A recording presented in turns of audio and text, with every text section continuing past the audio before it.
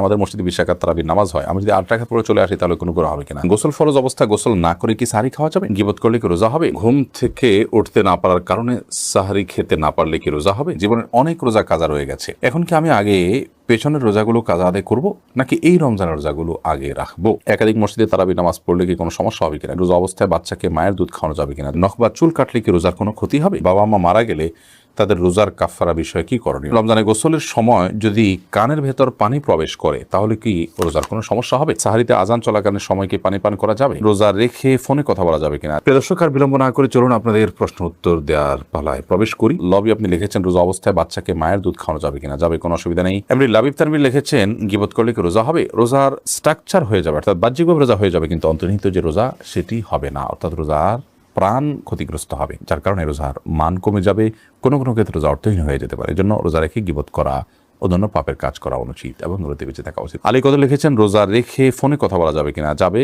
খুব অতিরিক্ত কথা, অপ্রয়োজনীয় কথা বলা রোজার সাথে যায় না, কিন্তু প্রয়োজনীয় কথা তো বলতেই পারেন। এবার শাহরিয়ার ইসলাম লিখেছেন রমজানে গোসলের সময় যদি কানের ভেতর পানি প্রবেশ করে তাহলে কি রোজার কোনো সমস্যা হবে? সামান্য পানি যদি কানের ভিতর যায় এবং সেটা যদি আপনি ঝেড়ে ফেলে দিতে পারেন, শেষ যদি আপনার থাকে, তাহলে ইনশাআল্লাহ রোজা হয়ে যাবে, রোজার ক্ষতি হবে না। বেলাল হোসেন আপনি লিখেছেন জীবনের অনেক রোজা কাজা রয়ে গেছে, এখন কি আমি আগে পেছনের রোজাগুলো কাজা আদায় করব নাকি এই রমজানের রোজাগুলো আগে রাখবো? জীবনের যদি অনেক রোজা আপনার কাজা হয়ে থাকে ইতিপূর্বে, তাহলে সেক্ষেত্রে সে রোজাগুলো এই রমজানের আগে আগে আপনার রেখে ফেলা উচিত ছিল, কর্তব্য ছিল। এখন তো রমজান চলেই এসেছে, অতএব এই রমজানের রোজাগুলো আপনাকে রাখতে হবে। এই রমজান শেষ হওয়ার সঙ্গে সঙ্গেই আপনি বিলম্ব না করে বিগত বছরের, বিগত জীবনের যে রোজাগুলো আপনার কাজা হয়েছে সেগুলো রেখে ফেলার চেষ্টা আপনাকে অব্যাহত রাখতে হবে। ইফতিয়াদ হোসেন ইফতি আপনি লিখেছেন একাধিক মসজিদে তারাবি নামাজ পড়লে কি কোনো সমস্যা হবে কিনা? কোনো অসুবিধা নেই। সম্পর্কে আপনি লিখেছেন কোরআন শরীফ মোবাইল থেকে শুনলে কি খতমের সওয়াব হবে? কোরআন কারীম মোবাইল থেকে রেকর্ডেড তেলাওয়াত শুনলেও খতমের সওয়াব হবে, যদি পরিপূর্ণ মনোযোগের সাথে আপনি পড়েন এবং বোঝার চেষ্টা করলে সেটা আরও বেশি প্রশংসনীয়। আর শোনার পাশাপাশি তেলাওয়াতেরও চেষ্টা করা উচিত। খোলাসা কথা হলো কোরআন কারীমের রেকর্ডেড তেলাওয়াত শুনলেও ইনশাআল্লাহ আপনি সওয়াব পাবেন। ভাই মামুনুর রশিদ আপনি লিখেছেন ঘুম থেকে উঠতে না পারার কারণে সাহরি খেতে না পারলে কি রোজা হবে? সাহরি খাওয়া কি আবশ্যক? যদি রমাদান মাসে কেউ ভোর রাতে সাহরি খেতে ওঠার সুযোগ না পান, এর মধ্যে ফজরের ওয়াক্ত হয়ে গেছে, অর্থাৎ সাহরি খাওয়ার কোনো সুযোগই তিনি পেলেন না, তাহলে সেই ক্ষেত্রে তার রোজা হবে কিনা? উত্তর হলো তার রোজা হয়ে যাবে, তার সিয়াম হয়ে যাবে, এবং তিনি যদি কোনো কিছু না খেয়ে থাকেন, না পান করে থাকেন, অর্থাৎ সবে সাদিক থেকে নিয়ে, তাহলে সেক্ষেত্রে আলহামদুলিল্লাহ তার রোজা বিশুদ্ধ হয়ে যাবে।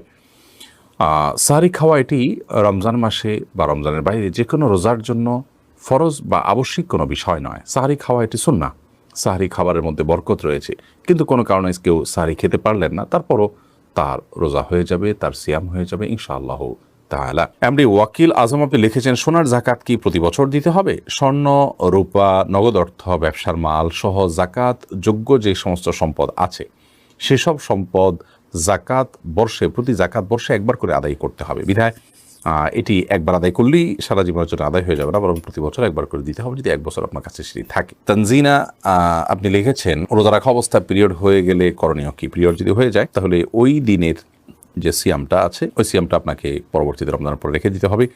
আর পিরিয়ড হয়ে গেছে, এখন আপনি অন্য রোজাদার সামনে আপনি খাদ্য গ্রহণ ইত্যাদি থেকে বঞ্চিত থাকবেন এবং ওইভাবে পার করবেন। মাহফুজ ইসলাম লিখেছেন আমি একজন মহিলা, আমার প্রতিদিন এশার নামাজ রাত 12টায় পড়তে হয়, আমি চাইলে এর আগে পড়া সম্ভব নয়, তারাবির নামাজ এইভাবে পড়তে হয়, আমি কি প্রতিদিন এভাবে পড়তে পারবো? এর কারণে মাকরু হচ্ছে, বিশেষ করে মধ্যরাত পর্যন্ত দেরি করাটা মাকরু। আপনার অবশ্যই উচিত তার আগে, অর্থাৎ মধ্যরাত যেন না হয়, সূর্য ডুবা থেকে নিয়ে সূর্য অস্তমিত হওয়া থেকে নিয়ে সুবে সাদিক পর্যন্ত যে কয় ঘন্টা হয়, এটাকে আপনি ভাগ করে এটার 50% যেখানে হবে, অর্থাৎ মাঝামাঝি যেখানে হবে তার আগে আগে পরিশেষ করার চেষ্টা করা উচিত। সেটা হয়তো কখনো 11টা, 11:30 হতে পারে, কখনো কম বেশ হতে পারে সিজন ভেদে, কিন্তু আপনার নামাজ হয়ে যাবে, ফরজ আদায় হয়ে যাবে, কিন্তু এরকম দেরি করাটা অনুচিত। এরপরে সান্ত্বনা এভাবে লিখেছেন স্বামীর জাকাত এবং স্ত্রীর জাকাত কি আলাদা? জি, প্রত্যেকের জাকাতের হিসাব আলাদা। মায়ের আদর্শ ছেলে আইডিকে আপনি লিখেছেন স্ত্রীর জাকাত কি স্বামী তার নিজের টাকা থেকে দিয়ে দিতে পারবেন? দিতে পারবেন। স্ত্রীর সম্পদের জাকাত স্বামী দিয়ে দিতে পারবেন, শর্ত হলো স্ত্রীকে জানিয়ে দিতে হবে, স্ত্রীর জানাশোনা থাকতে হবে। যেমন তিনি যদি জানেন যে তার স্বামী তার পক্ষ থেকে জাকাত দিয়ে আদায় করে দিচ্ছেন, তাহলে সেক্ষেত্রে তিনি নিয়ত করবেন, তার আমল যেহেতু নিয়তটা তার থাকতে হবে। স্ত্রীকে আপনি জানালেন না, আপনি তার জাকাত আদায় করে দিলেন নিজে থেকে, পরে স্ত্রীকে বললেন, এতে জাকাত আদায় হবে না।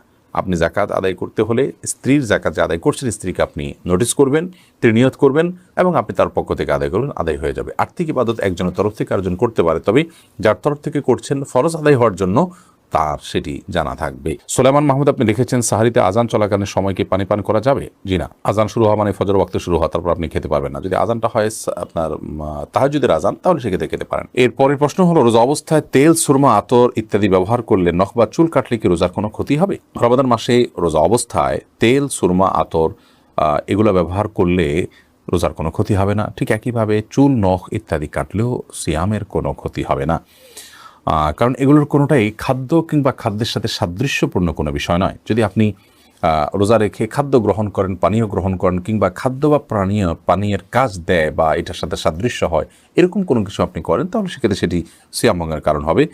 আর রোজা রেখে একজন মানুষ যদি তেল ব্যবহার করেন, সুরমা ব্যবহার করেন, আতর ব্যবহার করেন, কিংবা চলবা নখ কাটেন, তাতে না সেটা খাদ্যের কোনো কাজ দেয়, না পানীয়ের কোনো কাজ দেয়, না তার সাথে কোনো সরাসরি কোনো সম্পৃক্ততা বা সাদৃশ্য আছে। বিধায় এগুলো করলে সিয়াম ভঙ্গ হবে না, রোজা ভঙ্গ হবে না, কোনো অসুবিধা নেই। শারমিন আক্তার লাকি আপনি লিখছেন, বাবা মা মারা গেলে তাদের রোজার কাফফারা বিষয়ে কী করণীয়? কোনো বাবা মা যদি মারা যান, সেক্ষেত্রে তাদের রোজার কাফফারা দিতে হবে। প্রত্যেকটা রোজার জন্য তারা যদি রোজাগুলো রাখতে পারেন নাই অসুস্থজনিত কারণে, হয়তো পরে সুস্থ হয়ে রাখবেন সে আশা ছিল, কিন্তু আল্লাহ তাআলা তাদেরকে নিয়ে গেছেন দুনিয়া থেকে, কিংবা তারা এমন অসুস্থ হয়ে গেছেন যে আর সুস্থ হওয়ার সম্ভাবনা ছিল না। যাই হোক, এই অবস্থা তাদের মৃত্যু হয়ে গেলে তাদের তরফ থেকে প্রতিটা রোজার জন্য একটা করে ফিতরা দিতে হবে, মিসকিনকে খাদ্য দিতে হবে। 1.5 কেজি করে চাউল দিলে 30 রোজার জন্য 45 কেজি চাউল দিয়ে দিলে আপনি ইনশাআল্লাহ দায়মুক্ত হবেন এবং তার বাবা, আপনার মা দায়মুক্ত হয়ে যাবেন। মিলন হোসেন আপনি লিখেছেন, রোজা রেখে ধূমপান করা যাবে কিনা? অনেকে বলে থাকেন যে রোজা রাখা অবস্থায় সিগারেট খেলে রোজার কোনো ক্ষতি হয় না, এটা কি সঠিক? এটা কোনো মানুষ বলে, আমি তো এই প্রথম শুনলাম। যাই হোক, কেউ যদি বলে থাকেন সেটি নেহায়েতই ভুল। ধূমপান করলেও তার ফলে রোজা ভঙ্গ হবে, কারণ এটা পান, ধোঁয়াগুলো মানুষের ভেতরে প্রবেশ করে, বিধায় এটি রোজা ভঙ্গের কারণ। রোজা অবস্থায় ধূমপান করা জায়েজ নয়, যদিও রোজা রাখা অবস্থার বাইরেও ধূমপান করা জায়েজ নয়। রোজা অবস্থায় ধূমপান করলে সেটি গুনাহও হবে, আবার রোজা ভঙ্গের কারণ হবে। যদিও সন্ধ্যার পরে কেউ ধূমপান করলে গুনাহ হবে, বাট রোজা ভঙ্গের বিষয়টি সেখানে থাকছে না। এরপরে সাকিব হাসান আপনি লিখেছেন, গোসল ফরজ অবস্থায় গোসল না করে কি সাহরি খাওয়া যাবে? যদি কারোর গোসল ফরজ হয়, তাহলে গোসল ফরজ অবস্থায় যদি আপনি সাহরি খেয়ে নেন, এই কারণে যে এখন গোসল করতে গেলে সাহরি খাওয়ার সময় আর থাকবে না, অথবা যে কারণেই হোক না কেন যে আমি পরে গোসল করব, তাহলে তার ফলেও সিয়াম হয়ে যাবে, কোনো অসুবিধা নেই। তবে অবশ্যই ফজরের সালাত আদায়ের প্রয়োজনে ফজরের সালাতের আগে আপনাকে ফরজ গোসল করতে হবে। কিন্তু গোসল ফরজ হওয়া অবস্থায়, অর্থাৎ শরীর অপবিত্র অবস্থায় যদি কেউ খাদ্য গ্রহণ করেন এবং সাহরি খেয়ে ফেলেন বা রোজা নিয়াত করেন, তাতেও রোজা হয়ে যাবে, সাহরি হয়ে যাবে, কোনো অসুবিধা নেই। যদিও গোসল করে তারপরে খেতে পারলে সেটা উত্তম, তা বলাই বাহুল্য। মাজিদুর রহমান আপনি লিখেছেন, ইনসুলিন বা ইনজেকশন নিলে কি রোজা ভেঙে যায়? ইনসুলিন বা ইনজেকশন নিলে রোজা ভঙ্গ হয় না। বিশেষ করে যে ইনজেকশন আমাদের চামড়ার নিচে বা সামান্য মাংসপেশিতে যায়, যেটা আমাদের পাকস্থলিতে যায় না, খাদ্যের কাজ দেয় না, পানীয়ের কাজ দেয় না, খাদ্য বা পানীয়ের সাথে সাদৃশ্য হয় না, সেরকম ইনজেকশন যেটা শুধুমাত্র আপনার চামড়ার নিচে ইনজেক্ট করা হয়, কিংবা আপনার মাংসপেশিতে ইনজেক্ট করা হয় এবং সেটাতে আপনার মেডিসিন থাকে সামান্য পরিমাণে, বা যেখানেই হোক ইনজেক্ট করা হয়, সেটা পাকস্থলিতে অন্তত যায় না।